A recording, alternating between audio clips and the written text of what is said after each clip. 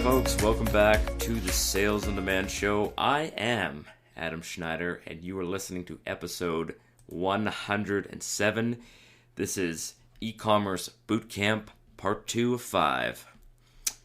Well, thank you so much for all of you who've joined me on the last bootcamp series, and it has been a very good week. As you probably know, I mentioned this last week, but I was a guest on a podcast with a very large audience with Tom Woods, who is, I almost want to call him a friend, I guess, but he's a great fellow, and he was kind enough to let me come on his podcast and talk about just everything that's going on in Canada right now, which is, if you live in Canada, you know. If you don't, you probably have no idea, but things are bad here right now, and they really don't look like they're getting better fast. So go ahead and have a listen to that. Let me know what you think. I really appreciate everybody who's already followed up with me about that. It's, it had nothing to do with business, but it was just me kind of talking about my feelings on what's happening in Canada. So that's interesting. However, I have met with and spoken with a lot of great people. So overall, it's been a really positive week, and I'm feeling really happy about the future. I spoke with Tim Moen, who is the leader of the Canadian Libertarian Party. And just talking with him, I realized that Canada needs a strong, like a podcast or something that talks about liberty and libertarianism. And I thought maybe that's a project that I might put myself into. Although it is, of course, quite time-consuming to create content like that and put it out, and you gotta, plan to get guests on and stuff like that. So I guess I'd have to see how that would work into my current schedule. But nevertheless, I intend to fight for this no matter how difficult it is for me. It's worth the fight. And, we're just going to take over the country, basically. And, free everybody. So, of course, it wouldn't be a Tuesday in Alberta without the provincial government announcing more restrictions. And the funny part is that these restrictions were basically just a temper tantrum from the premier, who was very angry that a couple of hundred people held a rodeo, which is a very amazing Alberta tradition. If you've never been to an Alberta rodeo, you've got to go to one. It is disturbing to see people flung off of horses, but man, is it exciting. And it's about the only sport that I actually care to go and watch. I've never been a big fan of, watching people play sports, but I'll watch a rodeo any day of the week. You grab your taco in a bag and sit down and some spits. Yeah, it's just a lot of fun. So, of course, the premier had his little fit, and we have more restrictions. But we knew that was going to happen because apparently we have the highest number of COVID cases in North America. So that's exciting, I guess. Sure, okay. We've got less than 2 or 3 deaths a day, so really, I don't see how we're getting out of this except for just continuing straight through. Anyway, enough about that. If you guys are interested in joining the bootcamp and learning more about how to sell print on demand, there are videos to come along with these bootcamp series, and you can find those videos at salesondemandshow.com/start. A couple people commented on the show notes that the link was broken, and I apologize for that. I have fixed it. Sometimes I'm just in a rush, and I accidentally put the wrong link in there, so it was not leading anywhere. So if you're trying to sign up for the bootcamp series and you noticed that the link was broken, I have fixed it, and I'm going to throw it in today's show notes as well. Sorry about that. Sometimes I'm just a bit of a boomer. How do I open this PDF file again? All right, so what's going on? What's sales to date? So far this year, I have sold just a shade under $12,000 on Amazon and about $7,000 on Etsy.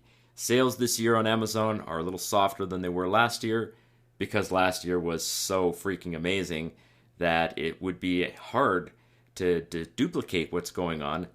Although we've got a lot of the year left to go, so I really think that this is going to be a fantastic year. And at last, people are starting to shop for Mother's Day, which is great. So I have run out of some of my stock on Amazon. Some of the products that I've sent to Amazon have sold out. And I should have sent more. I always say this. I should have sent more, but I didn't know, how much I was going to sell. So you never want to sell or send in too much, or you might end up with some left over. But of course, if you don't send enough, then it runs out. So I'm in a good spot now where I know exactly which products are going to sell for Father's Day, and I just need to get them sent off to Amazon. And I'm hoping that Father's Day is going to be a nice $20,000 check in the mail from Amazon and Etsy. I think that's a definite possibility. So, some of you might be following my crypto updates. I buy and sell crypto and by that I mean I rely on a computer program to buy and sell crypto, and the market's doing really well right now. My holdings are up from the last time. I'm sitting at almost $4,500. I'm almost about $900 up from where I started when I invested I think it was $3,500 in a CryptoHopper. And there'll be a link in the description if you want to see what that's all about. It's called CryptoHopper.com, but it's a really cool way to invest your profits from print on demand. As like I tell everybody, don't spend your profits. Reinvest them and make even more money. Multiple income streams are the way to build a successful and wealthy life. If you're spending your money, you're not building an empire. You're not building that income up. So let's talk about print on demand. Why is it so freaking awesome? So I didn't have a chance to talk about this last week, but there are a lot of ways to sell physical products online. That's what I do. That's my milieu. That's my business. I sell physical products to people who want to buy them. So what is the difference between print on demand and other types of selling, and why is it so freaking awesome? Well, print on demand is the easiest and cheapest way to get started selling physical products, and there's just no competition with this. So let's suppose that you wanted to sell on Amazon, but you weren't going to sell print on demand. How do you go about doing that? Well, most people, and this is a legitimate way to make an Amazon business, and lots of people are doing this.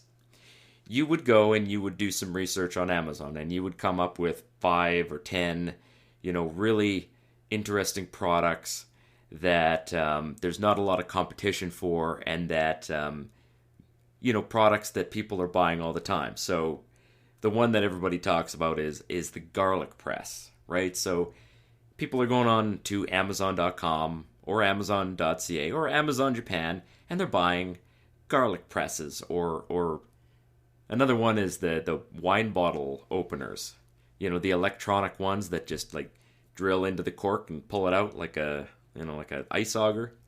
So people are going to go and they're going to shop for that, and you can go and supply, you find a supplier, you get some of those, let's say 100 or 200, you ship them into Amazon, you create a listing for your special garlic press, and then you just hope that people will buy yours instead of buying all of the other ones. So that is a way that people make money on Amazon selling physical products. You can also look for and source a product from, I don't know, sometimes people source them from China, or you can come up with a special, kind of tool or something and then start selling it with Facebook ads or Google ads and using a Shopify store. And that's also a way to sell physical products. But both of those are really expensive, time-consuming, and complex, because you got to buy that product, long before anyone has actually paid you for it. And there's a lot of risk there. You might, especially for Amazon, you might buy a product, ship it to Amazon, and find out that there's a patent on it or something, and you can't sell it. Or Amazon, is demanding some kind of safety information that you don't have access to. Or, the product ends up being defective and, people are buying it and it breaks and you're getting all these bad reviews. There's so much risk involved in doing that kind of selling. And, quite frankly, a lot of people don't want to take that kind of risk because you're going to invest thousands of dollars in this and you might end up losing every single penny you invest. So there's risk. With print on demand, you are not selling a physical product until someone buys it from you, which takes almost all of the risk out of the business. The only time I ever risk my money is when I will print and ship, 5 or 6 coffee mugs and send them to Amazon as an FBA test. So, 5 or 6 coffee mugs at a cost of like a couple dollars each. I mean, that's a test that I'm willing to make. So if nobody buys the coffee mugs that I ship there and I lose my, $1.50 or $2, oh well. I mean, it's not thousands of dollars.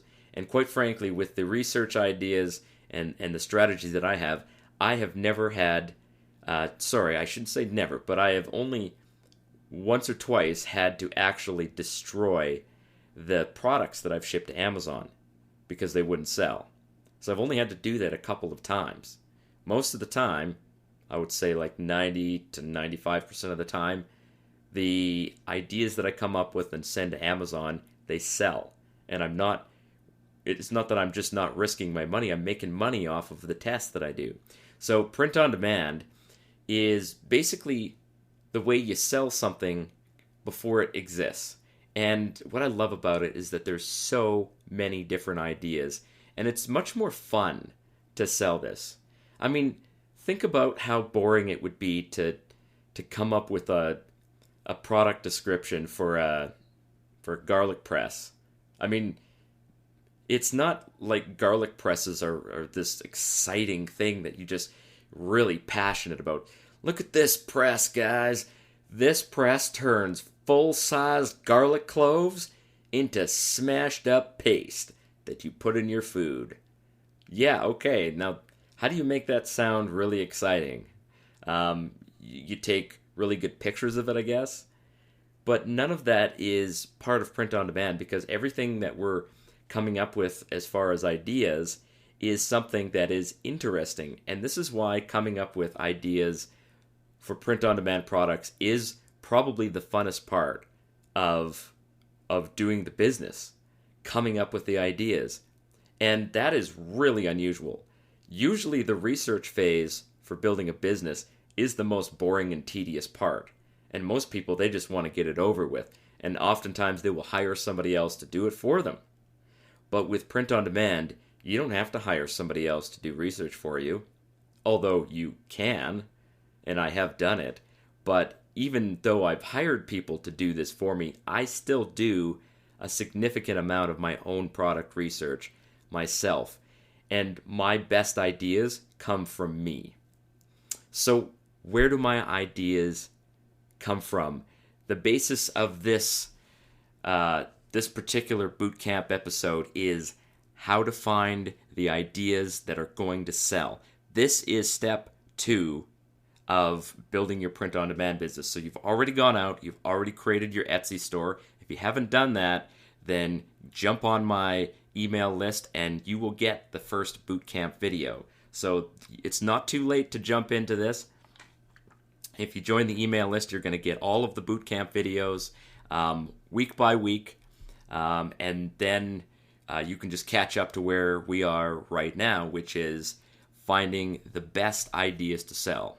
So with print on demand, you are not selling a t-shirt. You are not selling the physical material of the product that you're printing on. So I don't sell coffee mugs because I can go to Walmart and buy a coffee mug for like $1.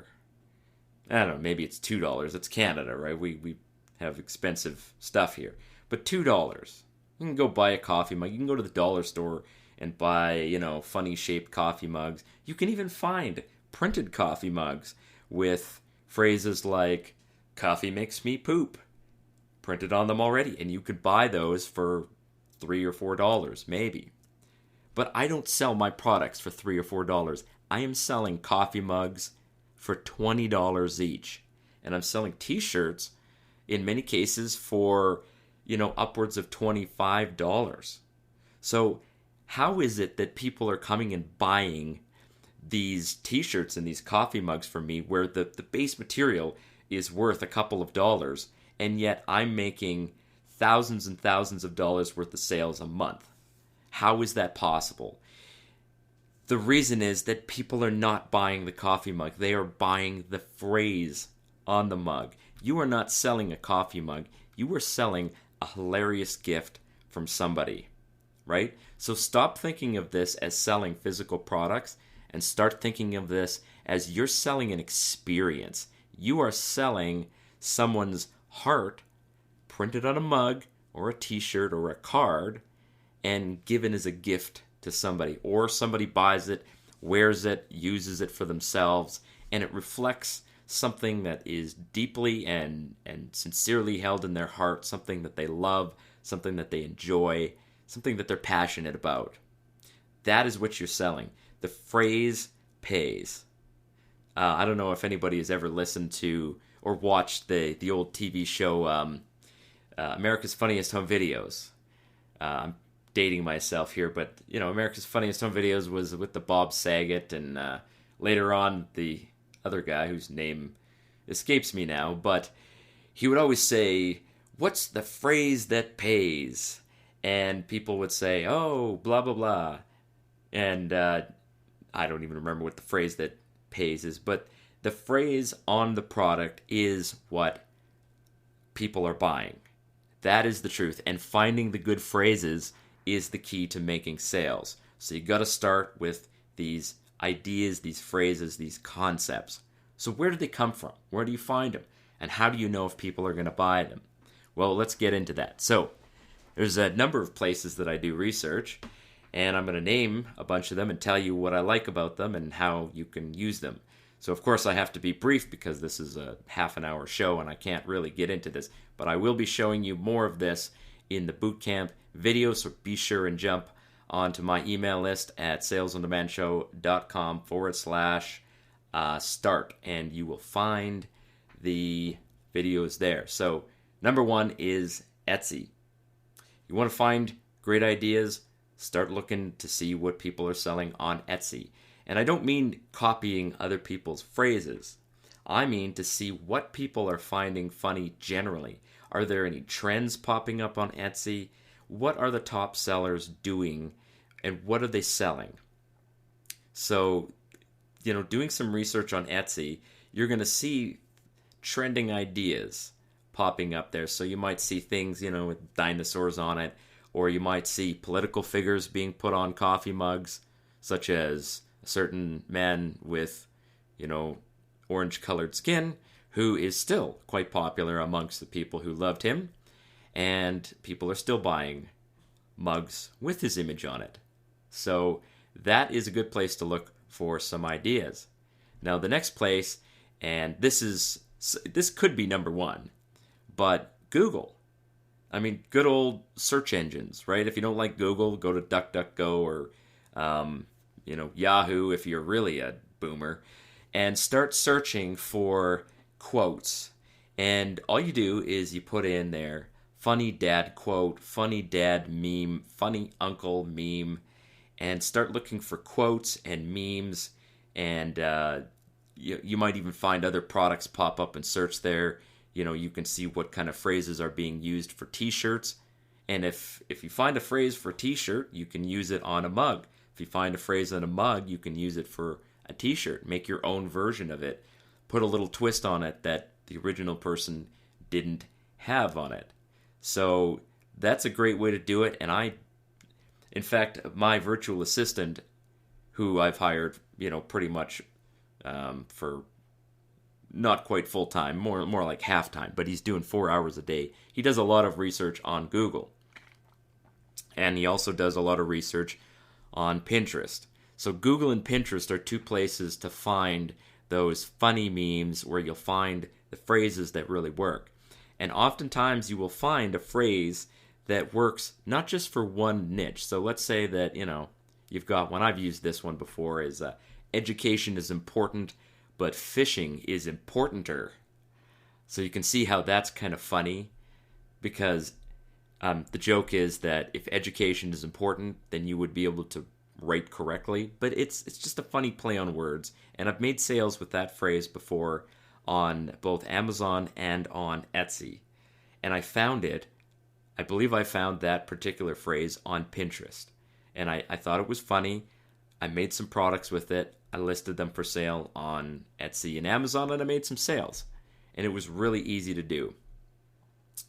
So I think we've covered 3 so far. Number 4 is Facebook. If you follow meme pages, if you follow people who like to post funny content, you will find a gold mine of hilarious and interesting things to use from Facebook, including, this is one of my favorite hacks, and you'll find this happens a lot around Mother's Day, Father's Day, and Christmas, is that you will get advertisements for print-on-demand products. So you will find that other people are doing the research for you, and they're giving you these trending ideas and these phrases that are going to be really good. And you can, take the idea, put your own spin on it, make your own design. Don't copy people directly. It just doesn't work. Quite frankly, it doesn't work. Copying other people's designs just doesn't work. You will never do as well as they do, because they obviously found the idea first. But you take a phrase, rewrite it, rephrase it a little bit, or in some cases it's a poem or something like that you'll find, or a template that might take you some time to create. Something like the definition of Nana, and then you write the definition of Nana underneath that, or the definition of an accountant underneath. You can easily put your own spin on those, make them really unique, and list them on your store. And a lot of those ideas come from Facebook. I have gotten some really juicy ideas from Facebook. I'll tell you, I love Facebook for that. Especially around the holidays. I start getting all kinds of great content and, memes. And my phone is filled with memes and pictures of things that I found on Facebook that I'm planning to use in a print-on-demand product. I've got more content than I could possibly use. So, you'll get more from that than you can use. And then, of course, Twitter. Twitter isn't as good as Facebook, but, if you look into the trending topics, you'll often find things that people are interested in or they're talking about. Once in a while, people will post a meme or something like that. Twitter is more text-based, of course. Mostly it's just people with check marks yelling at each other and slam dunking on each other or whatever. Twitter's a cesspool, but if you can handle the dumpster fire that is the Bluebird, then get on Twitter, and in the course of scanning through your Twitter feed, you might find some interesting ideas. So, if you decide that you don't want to get on Twitter because you don't want to get brain cancer, yeah, I respect that. I absolutely respect that, and I think you're making a good decision. So, Twitter, not the greatest one, but you can find some good ideas. I have found some really, really good ideas on Twitter, so I'm including it here because sometimes you won't find these ideas anywhere else. And it's good to have a variety of sources for your information, for your design ideas. Then, of course, is my own head or your own head. Just sometimes, and depending on how creative you are and how sort of eclectic a person you are. I mean, I have an abundance of personality, let's say. So I often come up with weird and, strange, esoteric things that I find funny.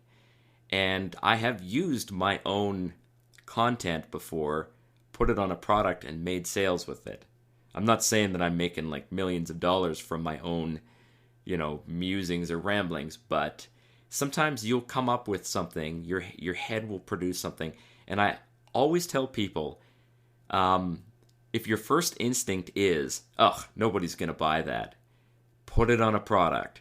That is as good a signal as you could possibly get that this might be a good one. Oftentimes I have come up with an idea and thought to myself, nobody wants to buy this. There's no way that anyone's going to buy this. And I put it on a product and people buy it. So I have learned to not trust that little gut feeling, and instead I've kind of turned it in the opposite direction. So now when I feel that way, I'm like, ooh, I know right away I've got to put that on a product. All right, so we've got, I don't even know what number we're on now, but we've got Amazon search results. So you can go and see what is selling on Amazon. This is more useful when you're looking for FBA ideas. So, searching on Amazon is good. And you can also get some keyword ideas by typing in keywords in the search bar on Amazon. Amazon has what's called autocomplete. So when you start typing in keywords on Amazon, Amazon will say, do you mean this? And it'll come up with a list of like 5 to 10 to maybe even more than that of potential search phrases based on the few words that you've typed into Amazon already. And this is a good way to validate your ideas, to see if people are actually searching for these things on Amazon. Type a few keywords from whatever idea you come up with into the search bar, and if nothing comes up, then nobody's looking for that. And if nobody's looking for it, you're not going to make any sales for it. So the end result, the bottom line here, is that you need to be creating products that people are actually searching for, and create those products for the market instead of trying to force your way into the market and demand that people buy something that they might not have otherwise purchased. All right, so next thing we've got is other sellers, of course, and again, do not copy other sellers. We are looking to other sellers to see what kinds of products they stock in their store, what kinds of targets are they going after. Do they know a funny nickname for grandparents that we don't know yet? This is where spy tools like Etsy Rank do come in handy. So Etsy Rank is a spy tool, and like it or not, as soon as you become successful, people start to copy you, right? And it's just the way that the marketplace works. It's, when whoever came up with the first car, whether it was Henry Ford, people started copying Henry Ford, making their own cars, and that's just how it's how innovation occurs. But I want to emphasize to you that you need to be innovative. Don't just simply copy other people. Don't copy their ideas. Make them better. Do a better version of what they've got, or the phrase. Make a better design and make it funnier. Make it more interesting. Put it on a different kind of product. And just don't be a copycat, because copycats, they never last. People who go and steal other people's designs on marketplaces, they end up getting their stores suspended, because sellers like me, we'll often go out and look for people who are copycatting us. And if your design looks exactly like mine, I'm going to tell Etsy and say, this person is basically stealing. If you steal my design, basically, you just steal the picture. I mean, that's my intellectual property, and I'm going to go and take you down, because I created that, not you. So you will quickly lose your store, and you will stop doing print on demand if you are a copycat. All right, so let's talk about what kinds of phrases work on which kinds of products. I'll just briefly go through this. So mugs, shirts, cards, and similar types of products, drinkware and stuff like that. You want to find things that are funny, clever, mildly insulting, or commemorating, and maybe even adult themed. Maybe even definitely adult themed is great. People love adult-themed things with swear words on it, stuff like that. The more weird, sometimes the better. But it has to be funny, it has to be clever. If somebody looks at it and says, oh, my dad would love that, you've made your sale. And that's just how it works, right? These are gifts that people are buying for other people, and they want the sentiment to elicit an emotional response. It's not... So I see a lot of people, they're creating designs that are factual, like, Mother, you are the greatest. It's like, okay, well, yeah, your mom is great, but that's not funny. It's not clever. It's just factual. And nobody's going to buy a mug that says, Mother, I appreciate everything you've done for me. Because they could just write that on a piece of paper and give it to their mom. They want to really stun their mom with the hilariousness or the sentimentality of the product, right? So if you're going to go sentimental, you need to make that thing drip with emotion. You need to write a poem that evokes the kind of visceral response that you would get when a man proposes to a woman. I mean, that's the kind of thing that sells. So mugs, shirts, cards would be funny, clever, insulting, commemorating, and maybe adult-themed. Necklaces, jewelry, and stuff like that, funny and sentimental, are great sellers. Sentimental is great on necklaces and jewelry, not so great on mugs, shirts, and cards will work with sentimental as well. All right, so hopefully that gives you guys some ideas. So your task for this week is to start compiling a list of phrases that you are going to put on your products. You need to have at least 50, but start with 5. Start with 5 and work your way towards 50. Believe me, this is the fun part of doing print on demand, is finding these hilarious phrases. And it doesn't take long. A little bit of research goes a long way. So, of course, as always, you can find these videos, salesondemandshow.com/start. Get out there and start creating, start researching, and find some funny phrases. We'll see you guys next week for part 3.